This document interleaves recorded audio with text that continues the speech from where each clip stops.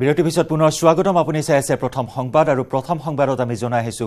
সুৰা ট্ৰেজেডি সুলাই ট্ৰেজেডিৰ প্ৰতি মুহূৰ্তৰ আপডেট 161 জনলৈ বৃদ্ধি পালে এই মুহূৰ্তত সুলাই ট্ৰেজেডিত মৃতকৰ সংখ্যা বৰ্তমানে অবৰ্ণনীয় পৰিস্থিতিয়ে বিৰাজ কৰি আছে কি জোৰহাট মেডিকেল কলেজ হাস্পতাল কি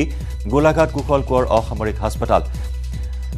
অভাৱনীয় পৰিস্থিতি বৰ্তমানে সংকটজনক অৱস্থাত আছে কেইবাজনো ৰোগী সুৰা পান নকৰা কেইবাজনো ৰোগীক বৰ্তমান ভৰ্তি কৰোৱা হৈছে সুলাই বন্ধ কৰি দিয়াৰ পিছত বহু ৰোগী আক্ৰান্ত হোৱা পৰিলক্ষিত হৈছে ধাৰাবাহিকভাৱে সুলাই সেৱন কৰা ৰোগীক সকলোকে আনকি ভৰ্তি কৰোৱা হৈছে হাস্পতালত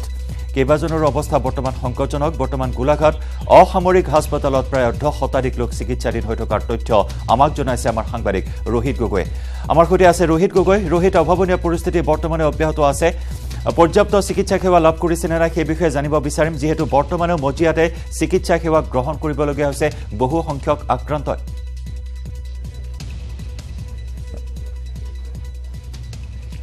হয় জয়ন্ত ক'ব লাগিব যে যিহেতু আমি কৈছোঁ যে এই মুহূৰ্তলৈকে এক অভাৱনীয় পৰিস্থিতি বিৰাজ কৰি আছে গোলাঘাটৰ শ্বহীদ কুশল কোঁৱৰ অসামৰিক চিকিৎসালয়ত আমি দেখুৱাই আছোঁ যে বহু ৰোগী এতিয়াও তেওঁলোকে আচলতে বিচনাৰ অভাৱত বাৰান্দাত থাকিব লগা হৈছে বা মাটিয়ে বালিয়ে পৰি থাকিব লগা হৈছে আৰু আমি দেখুৱাই আছোঁ যে যিসকল ইতিমধ্যে কিছু স্বাস্থ্য উন্নতি হৈছে কিন্তু সজাগতাৰ অভাৱ হৈছে জয়ন্ত এটা কথা ক'ব লাগিব যে এই পৰ্যন্ত কিন্তু ১.৫ শতাধিক লোকৰ মৃত্যুৰ পিছতো মানুহে আচলতে মদ খাবলৈ এৰা নাই সুৰা সেৱন কৰিবলৈ এৰা নাই যিহেতু আপুনি দেখিছোঁ যে এখেতক লৈ আহিছে কেতিয়া আনিছে এখেতক কালি আনিছে মানে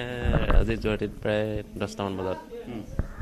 তেওঁ এতিয়াও খাই আছে মানে পৰহিলৈকে খাই আছিলে মানুহ বহুত মৰিছে তেওঁ গম পাইছে নাই গমটো পাইছে কিন্তু মনে মনে কিছুমানে বিকি আছে মনে মনে এতিয়া খোৱা হ'লেতো খাবলৈকে বিচাৰি ফুৰে যেনে তেনে অকণমান কেনেকৈ পাওঁ মানে বিকাটো এতিয়া বন্ধ হোৱা নাই বিকা প্ৰায় কালিৰ পৰা বন্ধ হৈছে কালিৰ পৰা মানে পৰহি দিনা ৰাতিলৈ মানে চব ভাঙিছে আৰু মায়ে চাইডে কিন্তু এতিয়া প্ৰায় বন্ধ হৈছে হয় আমি কৈছোঁ যে এই মুহূৰ্তলৈকে কিন্তু সজাগতাৰ অভাৱ হৈ আছে যে চৰকাৰীভাৱে হওক বা বেচৰকাৰীভাৱে হওক যেনেধৰণে আচলতে ৰাইজক সচেতন কৰিব লাগিছিলে ঠিক তেনেধৰণে সচেতন কৰা নাই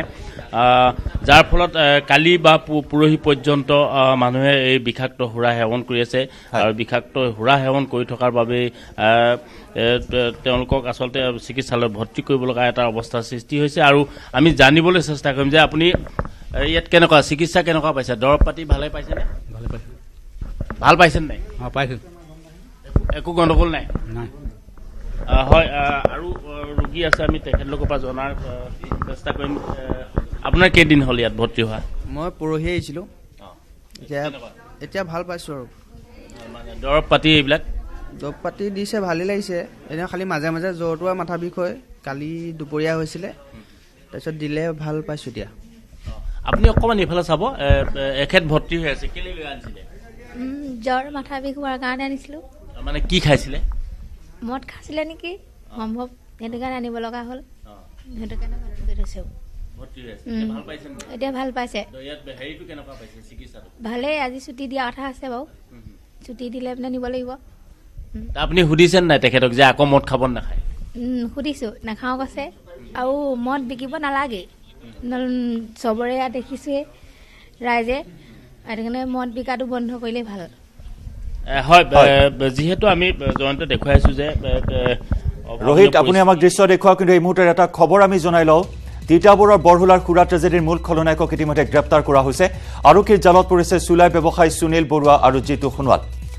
ৰায়দাংজুৰি অঞ্চলৰ পৰা 2 চুলাই বেপাৰীয়ে চলাই আহিছিল অবৈধ সুৰাৰ ঘাটি আৰক্ষী প্ৰশাসনৰ শীৰ্ষ বিষয়াৰ দলে চলোৱা অভিযানত গ্ৰেপ্তাৰ হয় 2 সুৰা ব্যৱসায়ী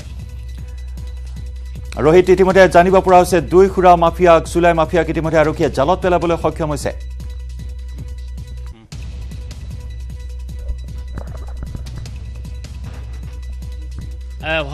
জয়ন্ত যিহেতু ক'ব লাগিব যে গোলাঘাটত আৰক্ষী বিভাগে তেওঁলোকৰ বিৰুদ্ধে যিসকলে চুলাই ব্যৱসায় চলাই আছে বা যিসকলে ভাটি চলাই আছে তেওঁলোকৰ বিৰুদ্ধে অভিযান তীব্ৰতৰ কৰি তুলিছে আৰু এই মুহূৰ্তত আমি যিহেতু আপুনি ইতিমধ্যে তথ্য